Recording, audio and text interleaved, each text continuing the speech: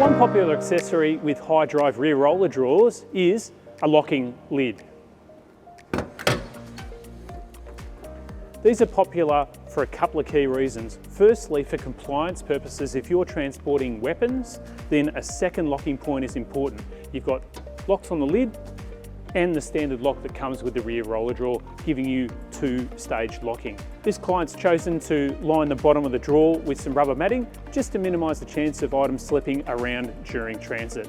Rear roller drawers are super popular with items that are long, such as shovels and brooms, in some cases even weapons such as rifles and these sorts of things. A lot of clients invest in foam inserts to be custom made and put into this rear roller drawer so that they can keep their rifles safe and secure.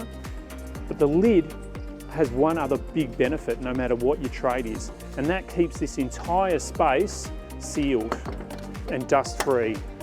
Another feature of the high drive rear roller drawer lid is the fact that we've got the dimensions correct. So when you open your rear door, what you can also do is still open your lid at the same time. We've got the dimensions, so there's the appropriate clearance. Feel free to book an appointment with a high drive mobile workspace specialist. We'd be keen to understand your trade and build what you need to succeed for years to come.